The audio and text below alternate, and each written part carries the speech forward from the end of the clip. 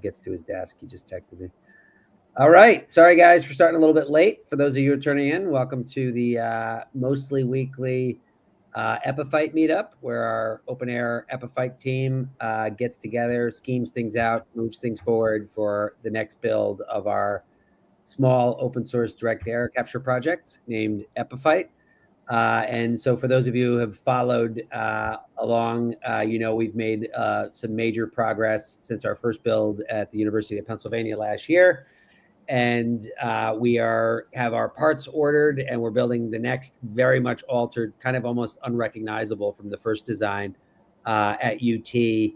And that's already started, but we'll pick up again big time in earnest when the students are back from their winter break. And we'll have Will join us for a second. So any regular viewers of this know Will.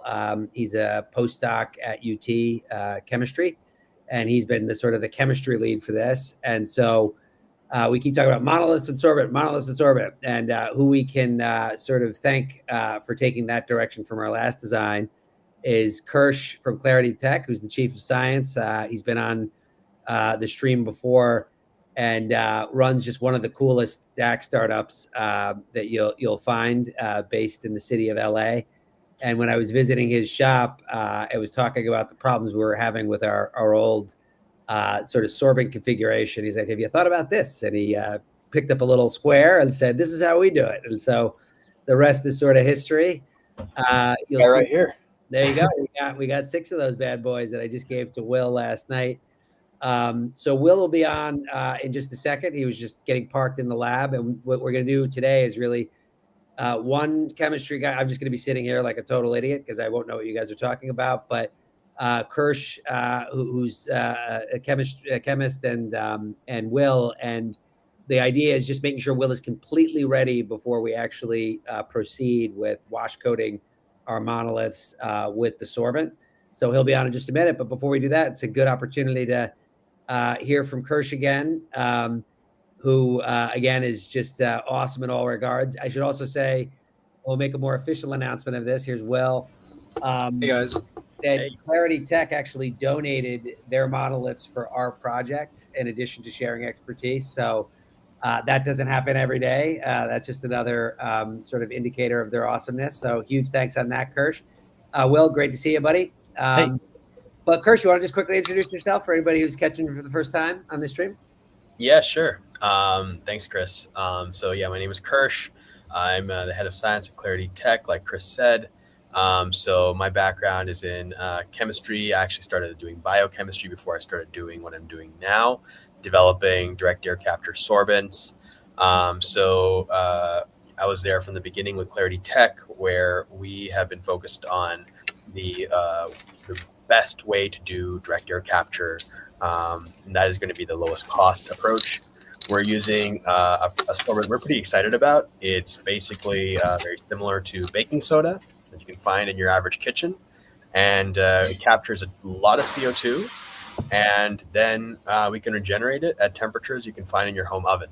So pretty low temperatures compared to what's done out there in industry. And we're pretty convinced that this is one of the lowest, if not the lowest cost way to do direct air capture. Everyone says that, so we're going to try to make that happen.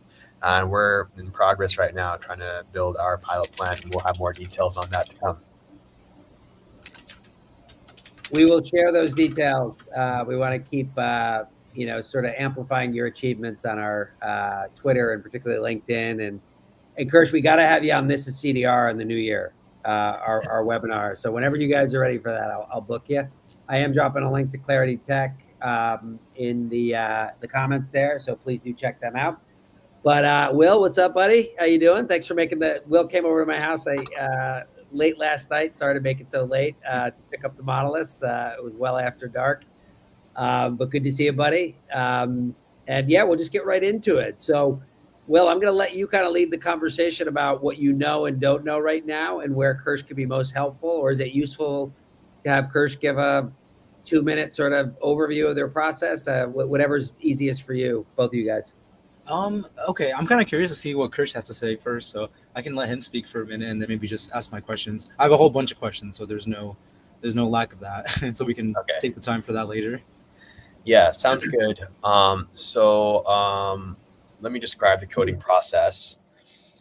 So essentially, coating happens by dipping your ceramics into a solution, and then basically removing any residual liquids that are kind of coated in the channels, and drying it.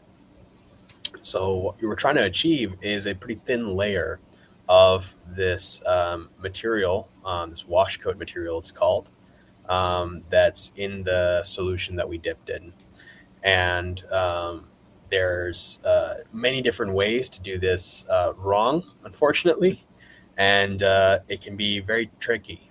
A lot of this stuff is already done in the catalytic coating of catalytic converters in the automotive industry. So it's a well-known approach to coating thin layers of material onto a ceramic.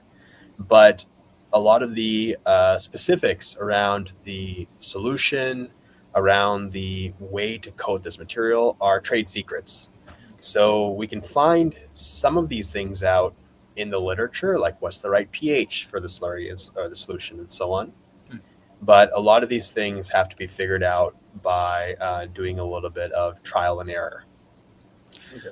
So I'll pause there. I'd love to get your question to see how I can be most helpful.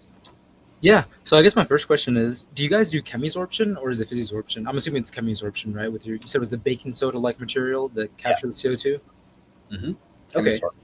So I know you have to you can't say too much because of the trade secret thing, but you said it was a baking soda-like material. So is that like some form of a carbonate, I'm assuming? Mm-hmm. Yeah. Okay. Like carbonates. So we start with basically coating the ceramics with our wash coat material. We have these different porous aluminum oxides, they're called. And then we can coat on top of that our sorbent. So there's a bunch of different names for this wash coat layer. People call it the interlayer, right? So it's the layer between the substrate and the sorbent. It can be called the wash coat because of how it's coated on to the surface. There's a bunch of different ones to try, but that's the order that we normally do this in. So we'll have the ceramic, then we'll wash coat it with this aluminum oxide, we'll dry it, and then we'll add our sorbent. Now I know you guys might be thinking of a different sorbent. And we're going to use that PEI that you recommended, actually, Kersh. Okay. What's it called again? Polyethylenamide. But the branch, there was a particular. It was exactly what you had recommended. Okay. The one that we got. It's like it's almost like if you wanted to have a starter kit for DAC, that would probably be in the starter kit. That's why we put it. Yeah. Yeah. So you guys probably already are aware of the fact that degrades over time in the presence of oxygen and at higher temperatures, right? So that's something to be aware of when you're doing your coating process as well.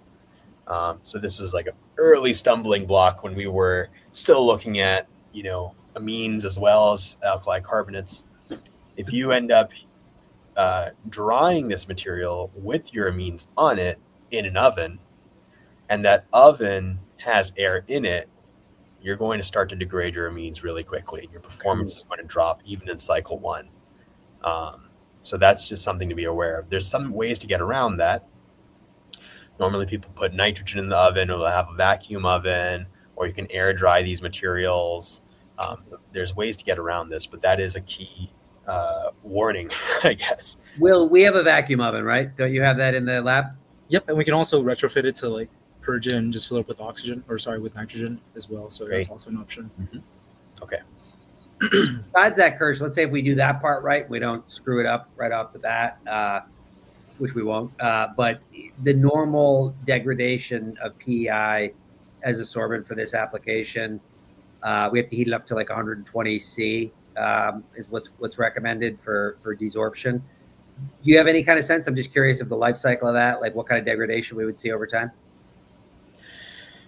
There's literature around this that can be more quantitative than I can. But what I can say is if you keep this under vacuum when you're doing your desorption, meaning there's very low oxygen concentrations in your chamber.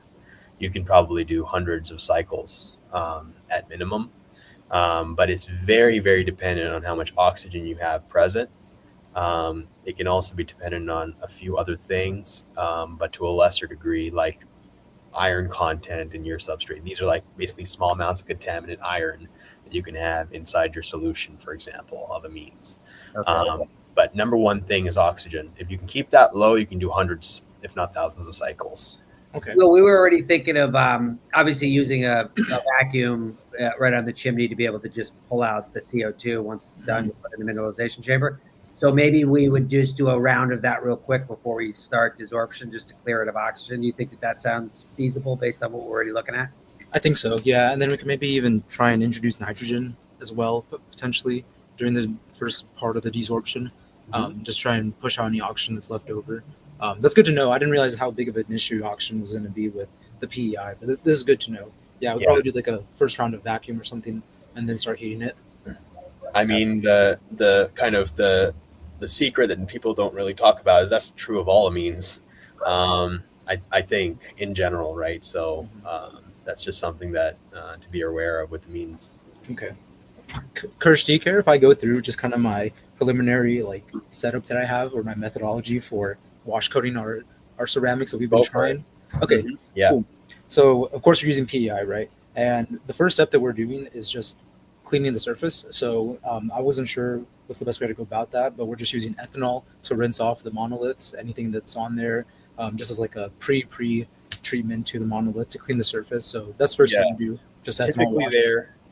Typically the main reason why people do try to clean it off is because there might be some organic stuff, some grease, things like that can interfere with the adhesion of your wash coat or how smooth that wash coat layer is. So people will heat this up to, north of 150 degrees, like 200 degrees to burn off all these organics.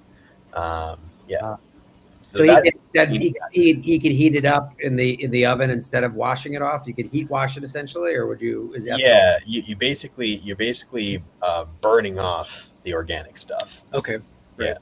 Okay. That's the main thing people do with this to prepare them. And you may not necessarily have to do that, but it would be a good thing as a precaution to do. Yeah. Totally. Okay. So that's the first thing that we've been doing, and then the second thing was making. And I think you're talking about this, but the intermediate layer, or we're calling it the primer layer, kind of like on a car when you're going to paint it, you have to put a primer on, then the paint. The primer that we came up with was a sol gel. So this is like colloidal silica gel solution.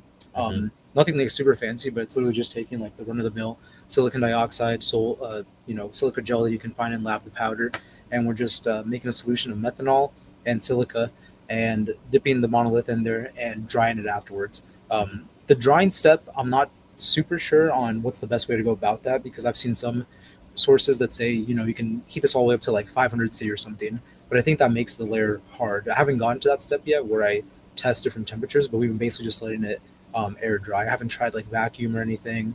It's just, dipping it in the sol gel, take it out, leave it on the bench, let it dry up, and then dip it in the next one, which would be the PEI solution. But that intermediate for the primer, we'll call it the primer layer here. Do you have any, ideas on maybe how to? I know you said aluminum dioxide or aluminum oxide. Yep. Primer. So, I don't know. Yeah. So, I think that preparing that sol gel sounds fine to me. I haven't taken that particular route before, but that should be fine. I think it's important to make sure you weigh the substrate before and after each coating step to get an estimate of how much of your primer layer you have on your substrate.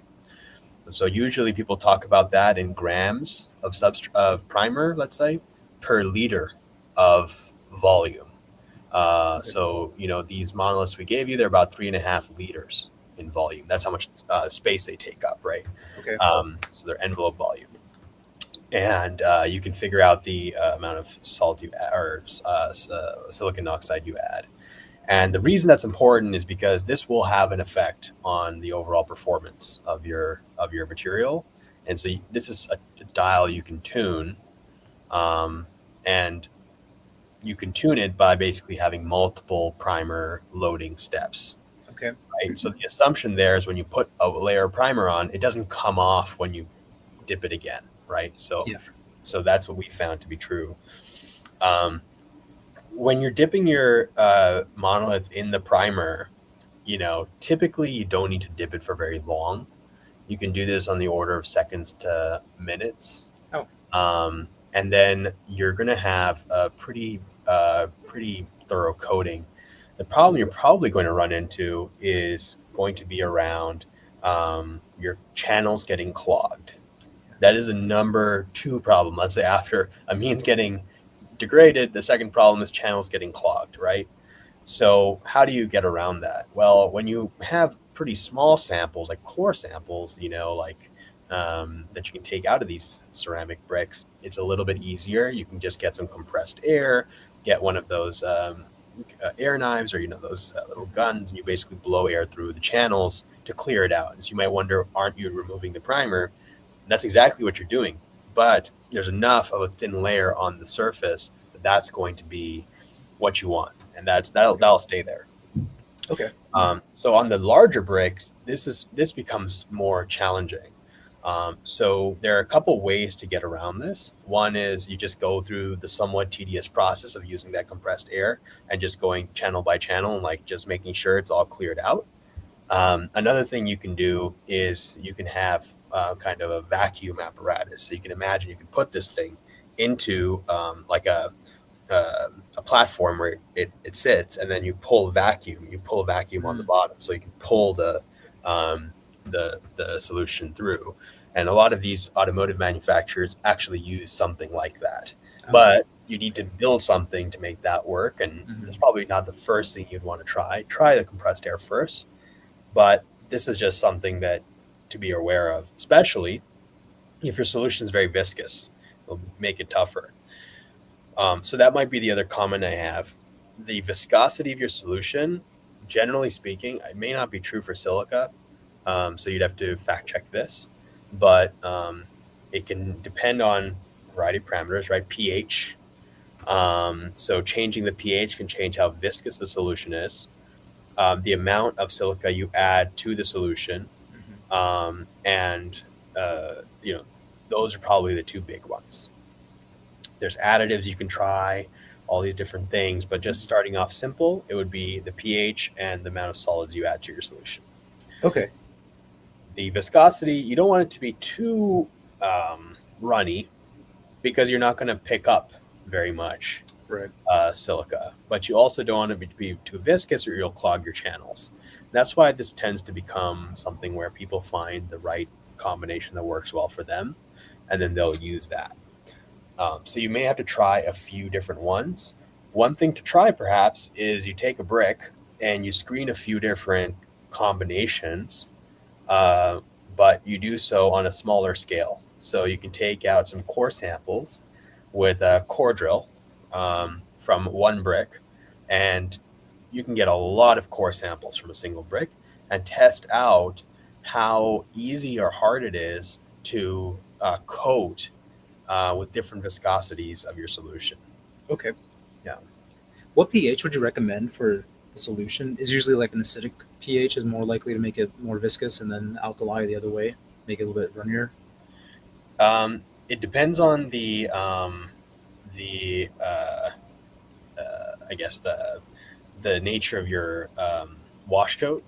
Okay. So in our case, we find that something in the slightly acidic range, like 6 or 8, you tend to get into these like very viscous slurries. But between 6 to 8, for a reason based on the sort of the potential, the surface charge of the alumina, you can get a very thick slurry that's not good enough. So it's kind of like you have to find the right point. So 6 and 8 works for us. If you go below 6 or kind of between 6 to 8 or above 8, you get into issues. Okay. The solvent we're using is methanol for the silica. Do you think that's fine? We'd thought about using ethanol as well, just maybe. As long as you have a fume hood. Okay, true, right.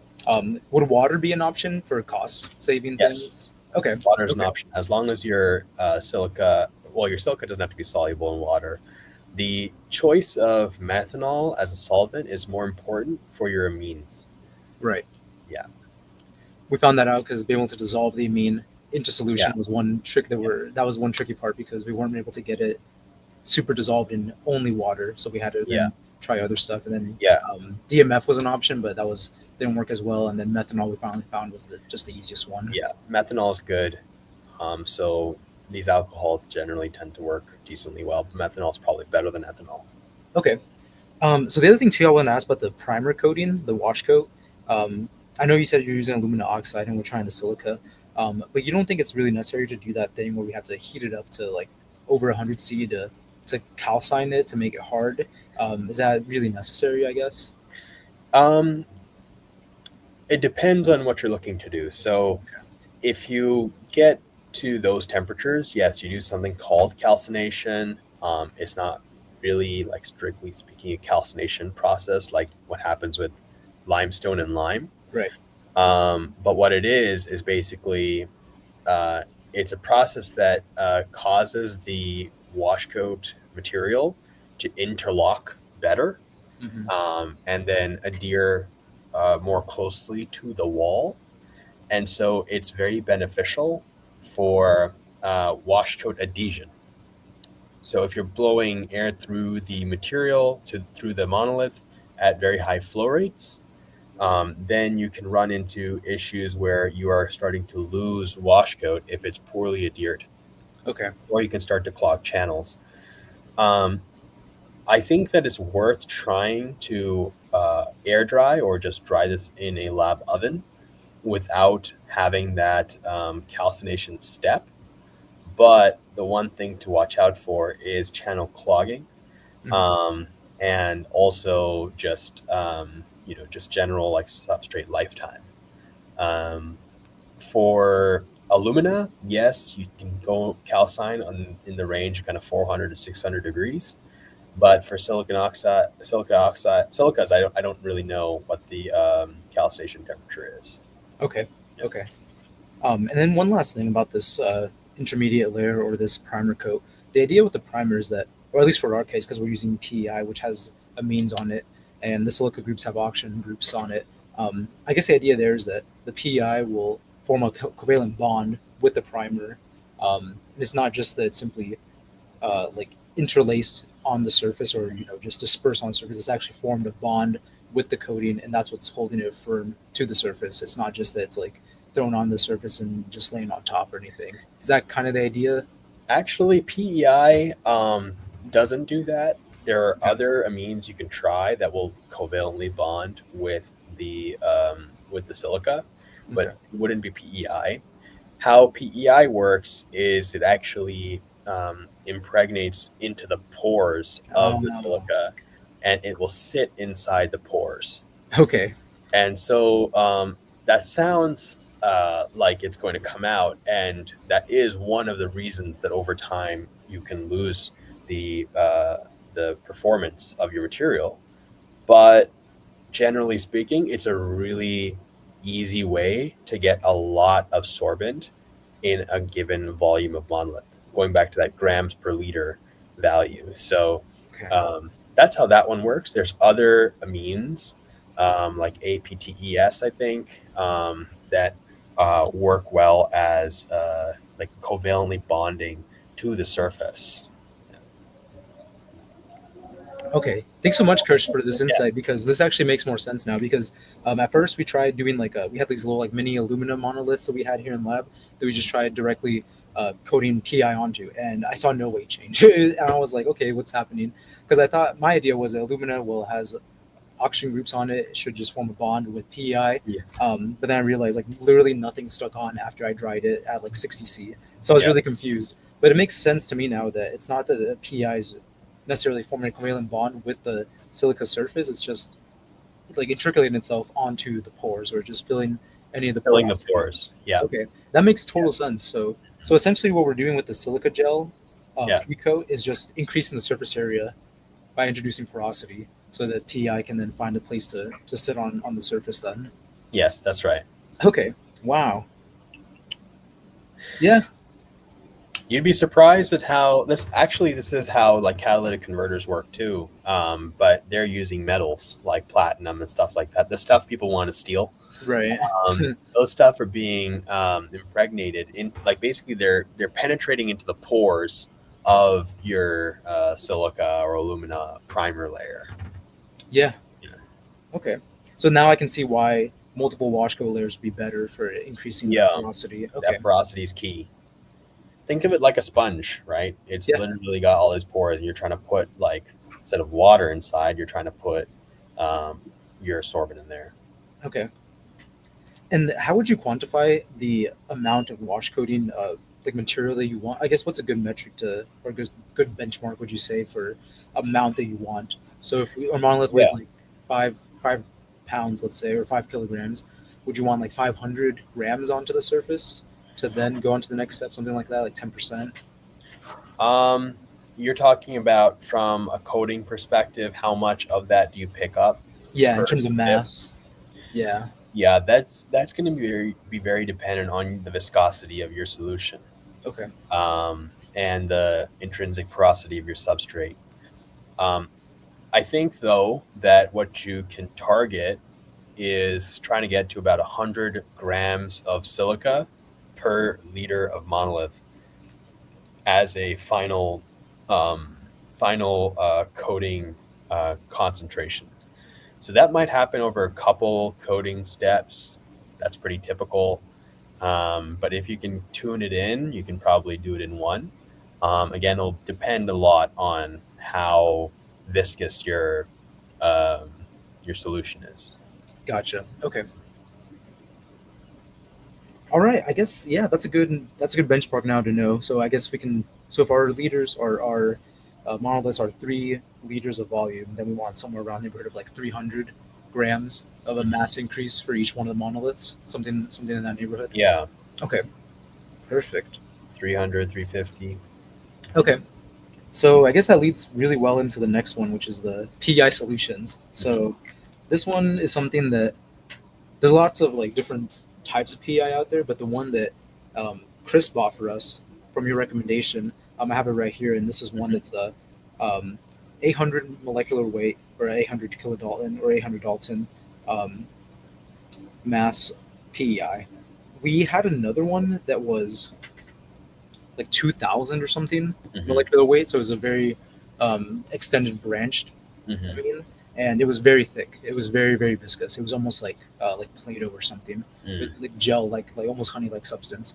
This one, I've cracked it open, and it's very thin. It's very runny compared to that one. I'm guessing the 800 molecular weight, based on the branching for each PEI monomer that you have, I'm guessing the 800 is a good like middle ground between not too thick and not too viscous, like 2,000 molecular weight, but also not too light as well for when you start doing the wash coating. Is that? Well, actually, the molecular weight matters more because you're going to want to get as many of these amines into the pores of your primer layer. The bigger these are, the harder it is to fit them into the pore. The more you can put into the pore, the better your performance is going to be. So that's generally speaking why I prefer these smaller molecular weights. All of these amines should be dissolved in a solvent. So that should be methanol or ethanol. And I'm not sure how much you'd want to add, but you can determine what would be sort of ideal for you and try that. But the main reason for that smaller molecular weight is because it'll help your performance. Okay. Yeah. That totally makes sense. Okay. So once we do the wash coating with that solution, so let's say we have like the concentrations are kind of iffy. I know we have like a finite amount of the PEI, so I don't want to waste it. So I don't want to make like I don't want to just throw this whole entire liter into 1 liter of like methanol or something and have a super concentrated solution. Yeah. I'm assuming that's overkill. From some of the things I've seen solutions that are about 5% by volume or 5% by weight PEI to whatever solvent you're using. So I tried something that's like around there, which was like 1.5 grams of PEI weighed out into 50 mLs of methanol. So not really that concentrated solution. And I was thinking of like just scaling that up to maybe like half a liter size. So maybe like 500 mLs and 10 grams of PEI. I don't know if that's too dilute or if that's not concentrated enough. I still have to dial that in, but I don't want to waste it all. That's my issue. Yeah, I get you. I think that's probably too dilute.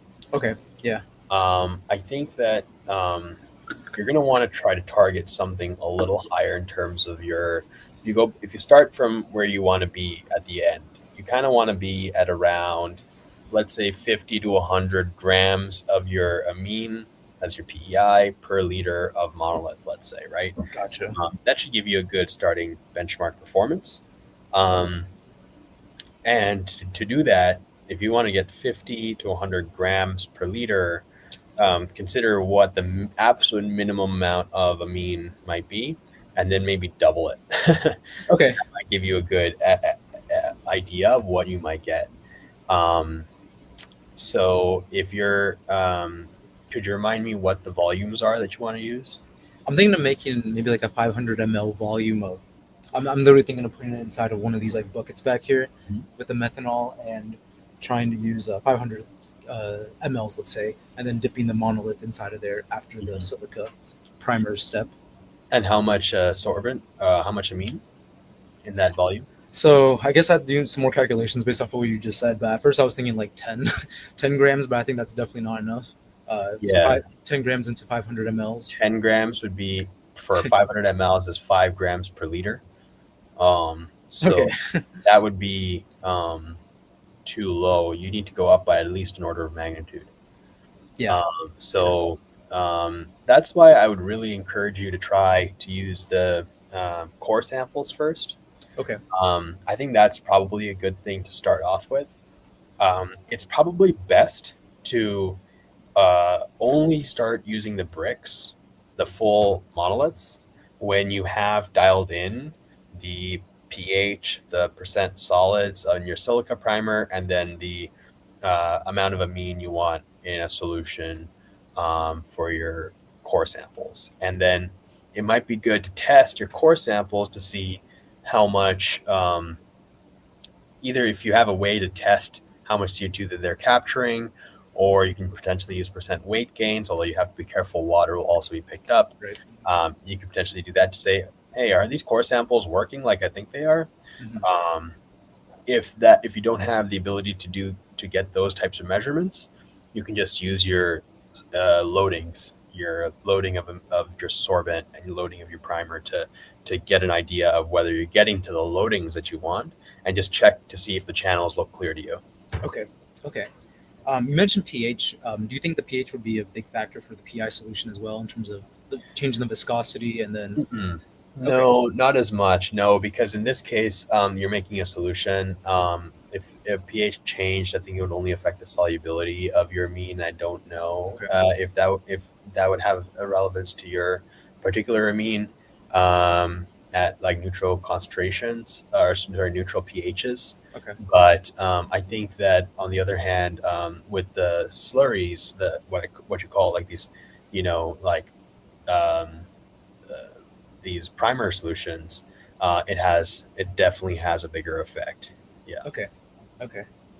And then so let's say I find the perfect PEI concentration for my buckets, and we're able to get monolith dipped in.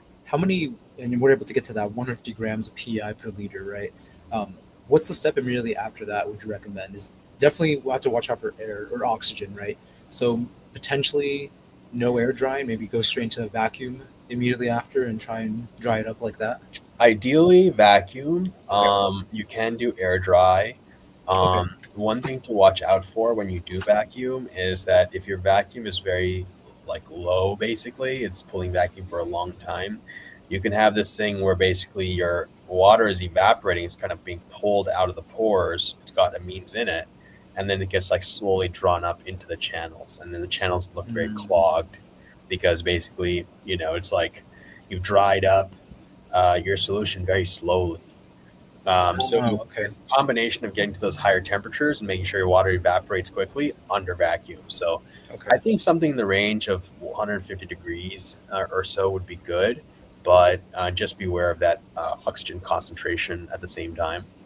And then I think you said 150 grams of amine per liter, but just wanted to revise that. It's 50 to 100 grams Oh, um, per liter. Yeah. would 150 be kind of overkill, or that would be I mean, you can try it. okay? I think it might work, but I'd probably advise, if I had to advise, I'd probably say kind of start on a little bit lower side and then see how far you can push it up. Okay. And then another thing too. So when we dry it, let's say we're drying it in absence of oxygen at 150 C, in vacuum. How long would you think we need to dry that for? Maybe just 12 hours or so? Or would it be a shorter Yeah. process? Or Yeah, I would start with something like 12 hours. okay. The easiest thing to do is well, not the easiest, but a thing to do is to weigh the monolith periodically to see when it stops losing weight. Don't leave it in the vacuum oven for longer than you have to. Okay. The longer you do, the more you're at risk of degrading your amine. Definitely. Okay. And we don't have to do another wash or another layer of PI after that, right? Once we get our 150 gram per liter PI per liter, we don't really have to do another wash coat step again. No. Okay. Yeah, and in fact, people sometimes have tried mixing the wash coat and sorbent in a single solution and try to Oh yeah. coat that. The Yeah. benefit of that is it could potentially reduce the number of steps. The drawback is you don't really know how much of each you've added, Right.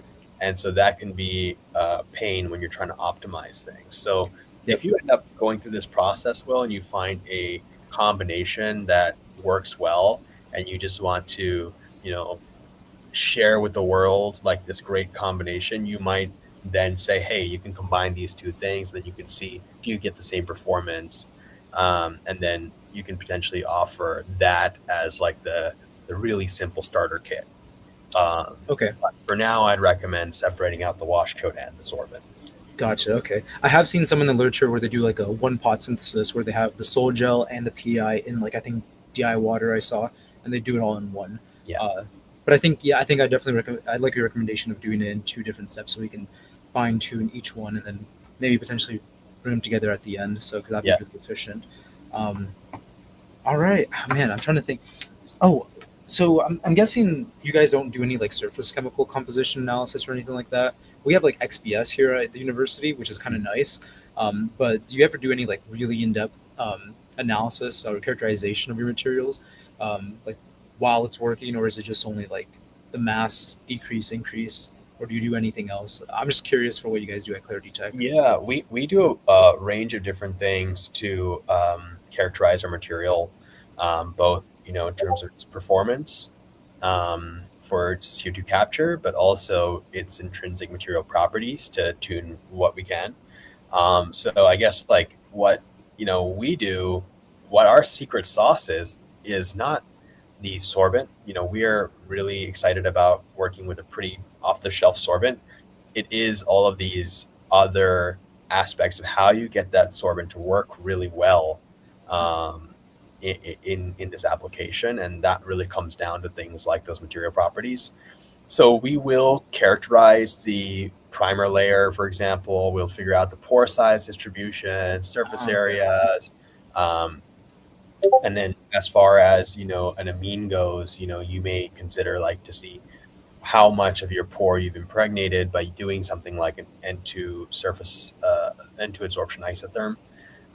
Something along those lines could be helpful.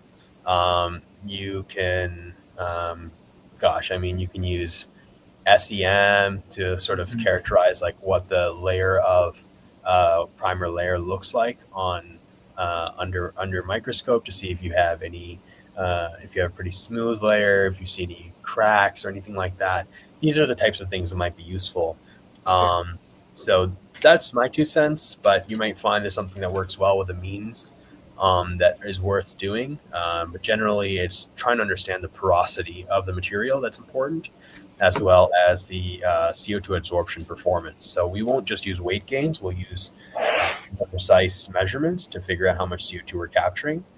And we'll do that sort of while it's capturing that CO2. So we're doing continuous measurements. But, there's a bunch of different ways to do it. So you mentioned the nitrogen isotherms for like surface area.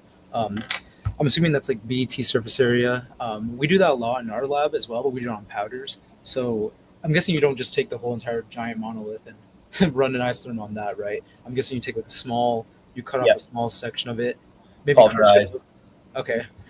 Yeah, so there's a few different things we can do. So if we're just looking at a primer material, as you know, those are powders. Mm-hmm. And so those can be characterized via adsorption isotherms. And then if you wanted to characterize how much amines you have in your pores, you can determine, the pore size distribution in a coated substrate, as well as a coated and sorbent impregnated substrate, to see how the pore size distribution changes, to see, hey, where are these amines, if you want that information. But these are probably things overall that I would say are more optimization. Sure. And would not be that useful to get you to that first prototype, which I think the sooner you can get to that first prototype, I think the better. But these are all good questions. Definitely. Just for my own curiosity, though, do you think it messes up anything? So I'm guessing you have to take a small sample of your, primer coated and then absorbent coated samples for your monoliths, like a small, drill something out, and then you crush that, right? Yeah. And you run an isotherm on that. Yeah. Is that process, when you're extracting it, damaging it, or removing anything, sorbent, the wash coat at all? Have you thought about that, like in your team? Yeah, I think that the simple answer is we don't know for sure. But I think that the act of pulverizing is happening in a pretty macroscopic scale. And so any microscopic sort of nanoscale kind of pulverizing activity that would cause amines to come out of their pores is unlikely to happen, but haven't really compared.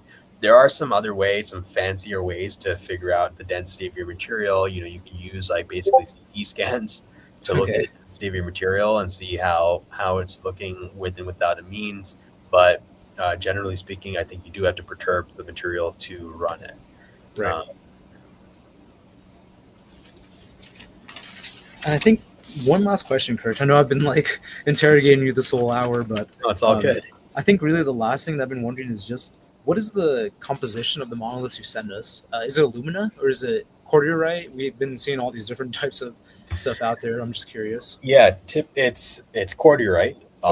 So yeah, it's what's very commonly used for in the automotive industry. Okay. And is there any difference between using the cordiorite or alumina, like just a pure alumina monolith? I think for your applications, it probably doesn't matter too much. Okay. Perfect. Man, okay. I think you answered all my questions. I'm not going to lie. I don't know, Chris, do you have anything else to say? I got so much information now. Yeah, for me, it was just, that was the main thing is you understanding what to do, because we want to, we can do this during the break, even after Christmas. I know you got a number, like 5 or 6 of the chemistry team, Will, that were in town. So it'll be fun to just do this. I'll bring my camera and we can sort of record parts of the process for posterity. But Kersh, I don't know if, just real quick before we jump off, there was, I don't know how much the most recent iteration of the design we shared with you, but the basic, let's see, the most recent design. Yeah, it looks basically like this. So we have these chimneys where we're not going to stack that many of the monoliths. We have to cut off the corners so it fits in because it's a circular chimney, but that doesn't seem to be too hard. And I wish I had that other picture. Yeah, the basic idea is something kind of like this, where we have a fan in the lower part of the chimney and then a heater that can go up to well beyond the heat that we need, but we can modulate it. And so we'll just close the top and the bottom off with caps during the desorption. we'll talk about the vacuum integration to get the oxygen out, but it's pretty simple. It has a little bypass tube you can see off to the left there, that will just allow for air circulation. So when we close it, we'll just heat it up to the requisite heat with the fan. And it looks like about 45 minutes is usually typical, I think, with this sorbent for desorption. I don't know if that sounds right to you, but we did a little bit of research on that. But that's the basic, simple design. I wish I'm missing an image. Oh, here it is.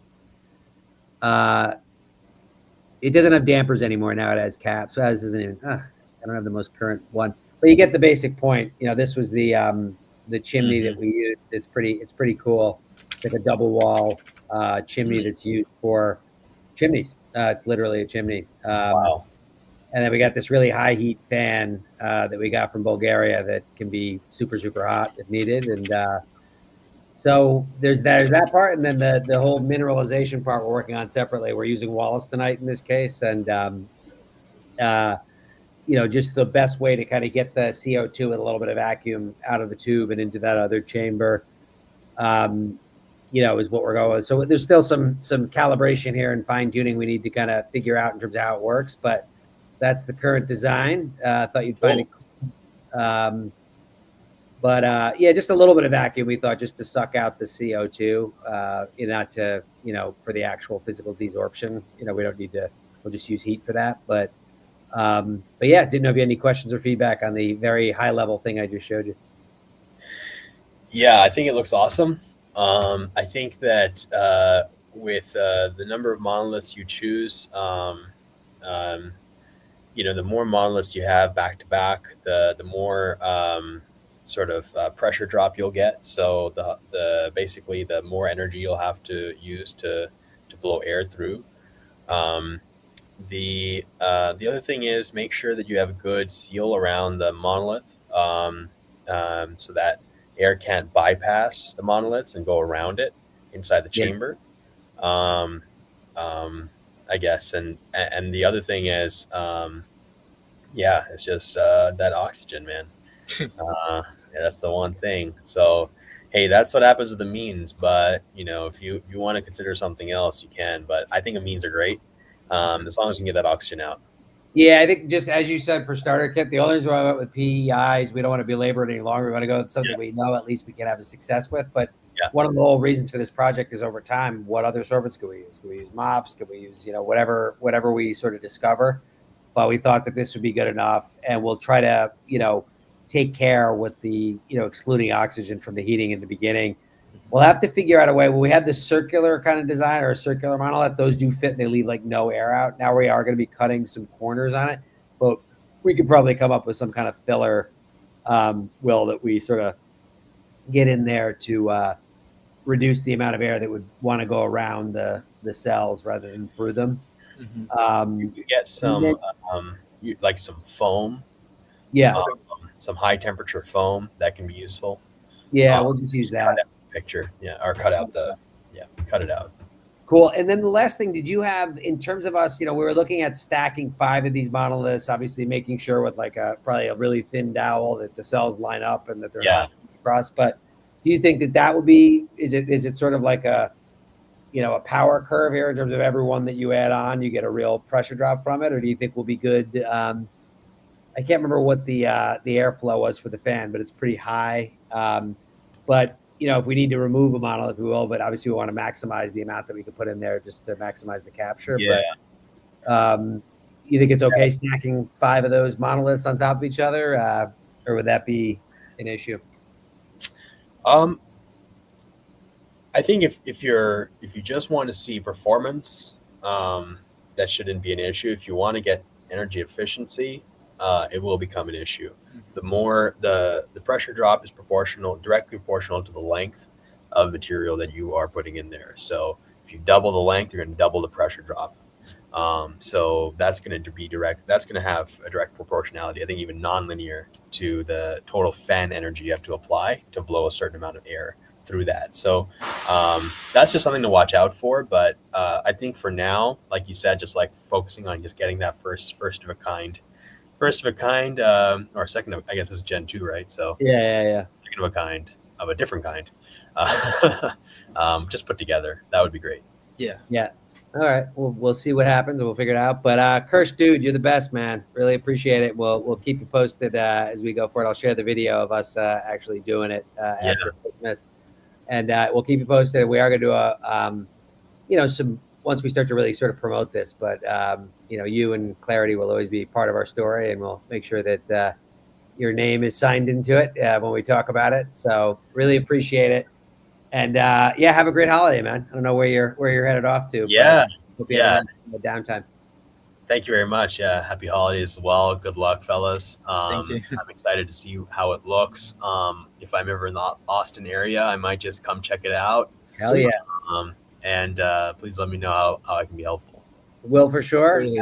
And Will, I'll see you after Christmas, buddy. Have a good one. Totally. You as well. Thank you, Kersh. You rock. You're a rock star. Thanks so much for all the info. It helped so much.